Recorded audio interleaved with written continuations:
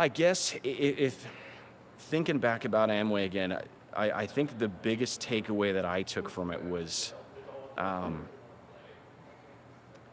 I don't want to say this as a negative way, what not to do.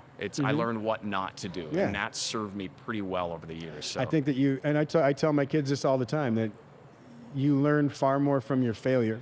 right. And don't be afraid to fail. Because my kid, one of my kids came home, he's like, man, I got a C on my test. I was like, I said, was it your best? Did you do as good as you could? He's like, yeah. I said, did you study for it for 3 or 4 days before? Did you work on it for the week before?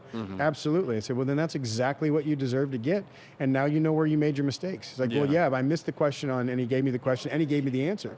I said, so you learned the answer through the failure of the test. And so just trying to teach them how to do the ultimate. And I think in school today, we're not taught to be innovative. We're taught to sit down, be quiet, do Right. your assignment. And if you get an A, you're a great person. You're doing a good job. And if you're getting a C Right. or a D, you're There's something totally wrong with screwed and you, there's something yeah. wrong with you. That's absolutely the most ridiculous thing known to man. One, you're not supposed to talk to anybody else in class.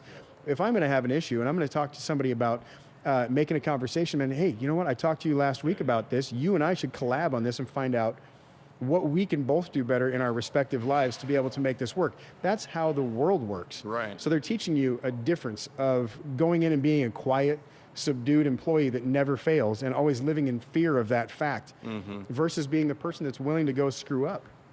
One of the reasons why a lot of your successful business owners are D and C students is because they told their whole life they were going to screw up, that they were going to fail. They'd never be or amount to anything. Right. So when they failed the first 5 times in business, it's what they'd already done. What is the saying? The A and B students work for the For C and D